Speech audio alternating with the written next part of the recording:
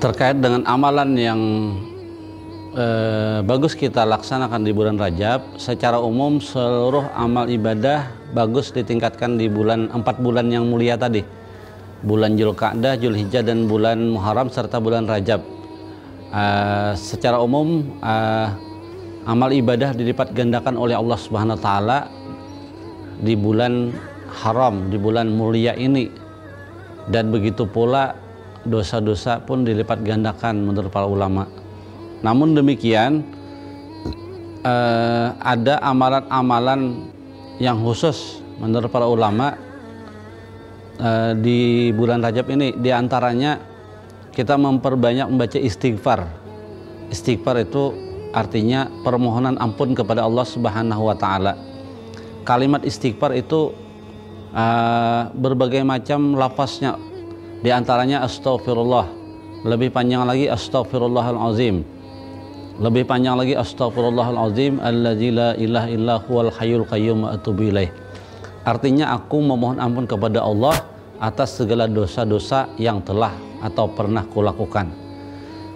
Rasulullah bersabda, man lazimal istighfar, barang siapa yang melazimi membaca istighfar setiap hari, bukan hanya di bulan Rajab tapi lebih-lebih di bulan Rajab ini, ja'alallahu likul daikin faraja, dan Allah akan menjadikan setiap kesusahan hidupnya ada jalan keluarnya. Wa min kulli hammin paraha, dan setiap duka cita akan datang kesenangan, kebahagiaan, akan digantikan Allah dengan kebahagiaan. Wa yarzuqhu min haitsu la yahtasib, dan akan diberikan rezeki dari jalan yang tidak diperkirakannya. Nah, sehingga Rasulullah SAW mengatakan bahwa, ujar Nabi kita, aku tidak kurang beristighfar 70 kali setiap hari. Dalam riwayat yang lain tidak kurang dari 100 kali. Padahal dosa-dosa beliau telah diampuni oleh Allah, baik yang lalu maupun yang akan datang. Oleh karena itu seyogianya minimal kita seperti Rasulullah 70 atau 100 kali sehari membaca istighfar, astagfirullahalazim, astagfirullahalazim, dengan penuh kesadaran bahwa kita banyak dosa dan hanya Allah lah yang bisa mengampuni dosa kita itu. Dan jangan dianggap remeh dosa, karena dosa itu menjadi penghalang kita, menjadi penghalang amal ibadah kita diterima, kemudian menyebabkan kita sengsara ataupun menjadikan hati kita menjadi gelap dan menjadi susah dalam kehidupan dunia dan akhirat. Oleh karena itu dosa harus dihapuskan dengan memperbanyak istighfar. Kemudian yang kedua, amalannya itu adalah memperbanyak membaca tasbih, subhanallah. Nah, karena ini terkait dengan Isra Mi'raj, Allah mulai kalimat firmannya dengan kalimat tasbih. Jadi kita pun demikian juga memperbanyak membaca tasbih, artinya subhanallah, maha suci Allah. Karena apa? Karena ini peristiwa luar biasa Isra Mi'raj. Ini adalah peristiwa yang menakjubkan dan tidak mungkin siapapun bisa dan tidak akan terulang kembali, hanya terjadi satu kali terhadap Rasulullah SAW. Oleh karena itu para ulama diantaranya memberikan amalan khusus 10 hari terakhir di bulan Rajab ini, subhanallahir raub, subhanallahir raub, subhanallahir raub, minimal 100 kali dalam sehari. Kemudian ada lagi amalan di Jumat terakhir ketika khatib sedang berada di atas mimbar. Insya Allah kata para ulama ini akan menjadikan kita lancar rezekinya. Nah, dalam setahun yang akan datang dengan membaca ini. Cuma jangan bacanya ketika khatib sedang berkhutbah, tapi ketika khatib sedang duduk di atas mimbar saja. Apa itu bacaannya? Bacanya 35 kali saja. Ahmadur Rasulullah, Muhammadur Rasulullah. Ahmadur Rasulullah, Muhammadur Rasulullah 1 kali. Ahmadur Rasulullah, Muhammadur Rasulullah 2 kali, dan seterusnya sampai 35 kali.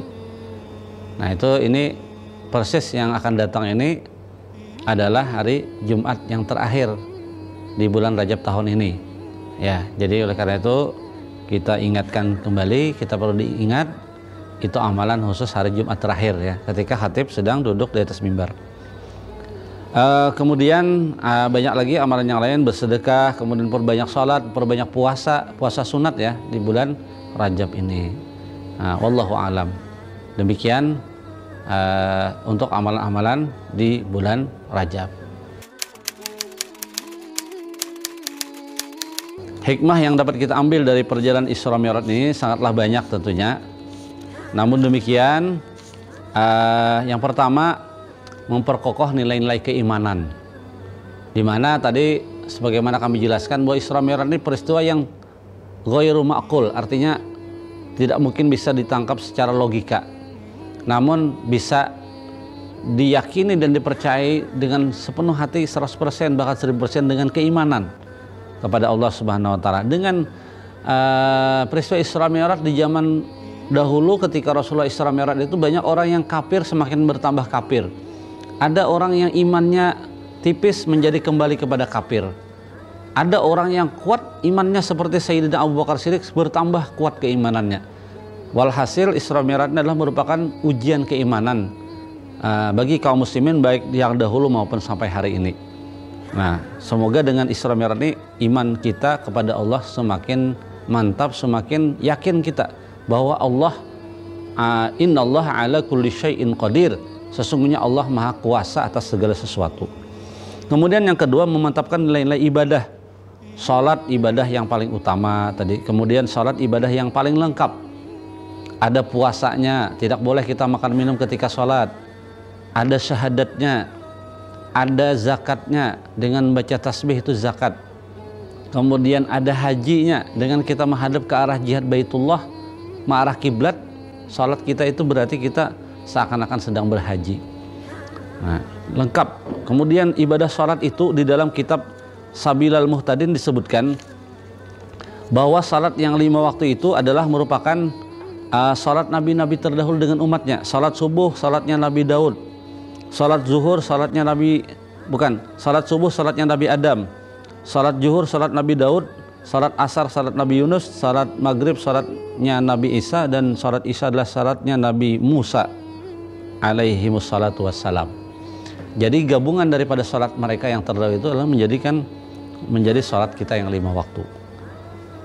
Kemudian gerakan-gerakan salat dan bacaannya itu adalah amalan atau amaliyahnya para malaikat di atas langit yang dilihat oleh Nabi ketika Isra Mi'raj. Ada yang ruku saja ketika diciptakan sampai hari kiamat, mereka tidak bangkit dari rukunya. Ada yang sujud saja, amalannya itu saja. Dan ketika Rasulullah SAW bertemu dengan Allah Subhanahu wa taala di Sidratil Muntaha, dalam riwayat Nabi SAW tersungkur di hadrat Allah, lalu beliau berkata, at-tahiyatul mubarakatuh salawatu tayyibatulillah. Lalu dijawab oleh Allah, assalamu alayka ayyuhan nabiyyu wa rahmatullahi wa barakatuh. Kemudian penghuni langit pun bersaksi dengan ucapan asyhadu an la ilaha illallah. Nah, itulah yang menjadi bacaan salat kita ketika tahiyat. Itu adalah dialog antara Rasulullah dengan Allah dan kesaksian para malaikat yang ada di atas langit di Sidratil Muntaha. Nah, ma'asyiral muslimin rahimakumullah. Jadi oleh karena itu salat ibadah yang memiliki banyak rahasia atau hikmah. Kemudian yang ketiga di antara hikmah Isra Mi'raj adalah memperbaiki akhlak, yaitu menghormati yang tua, menyayangi yang muda, sebagaimana Rasulullah tadi mencontohkan dengan Sayyidina Ja'far dan Sayyidina Hamzah, yang satu lebih muda daripada beliau, yang satu lebih tua daripada beliau. Beliau bergaul kepada yang tua dan bergaul dengan yang muda, dihormati dan disayangi. Kemudian memantapkan kalimat tauhid, memantapkan nilai-nilai kehambaan kita, karena ciri hamba itu ada 3. Yang pertama dhaif, lemah. Yang kedua fakir, tidak memiliki apa-apa. Dan yang ketiga hamba itu adalah jahil, artinya bodoh, tidak memiliki ilmu. Dengan memiliki sifat-sifat yang demikian, sebagaimana Rasulullah diakui Allah sebagai hambanya, abduhu subhanalladzi asra bi abdihi, maksudnya Allah yang telah memperjalankan seorang hambanya. Jadi para pemirsa, makam kehambaan itulah makam yang paling mulia di hadapan Allah Subhanahu wa taala. Kemudian yang terakhir adalah salat wujud ketundukan, takwa wujud kehambaan kita. Jadi iblis, kenapa dia dihukum oleh Allah, dikutuk?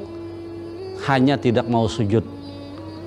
Sujud menghormati perintah Allah Subhanahu wa taala untuk menghormati Nabi Adam yang baru diciptakan oleh Allah Subhanahu wa taala. Oleh karena itu, ketika kita sujud dalam salat berarti kita menunjukkan ketundukan kita kepada Allah, bahwa kita ini kepala adalah bagian yang dianggap paling mulia dalam tubuh kita, diandak di atas lantai, kita taruh di atas lantai, menunjukkan bahwa kita ini hina, sehina-hinanya di hadapan zat Allah Subhanahu wa taala. Itulah orang yang salat, insya Allah dengan memahami hakikat salat, dia akan menjadi hamba dan terhindar daripada sifat-sifat angkuh dan kesombongan. Demikian tausiah kita pada kesempatan hari ini, kali ini yang berkenaan dengan hikmah Isra dan Mi'raj Nabi kita Muhammad SAW.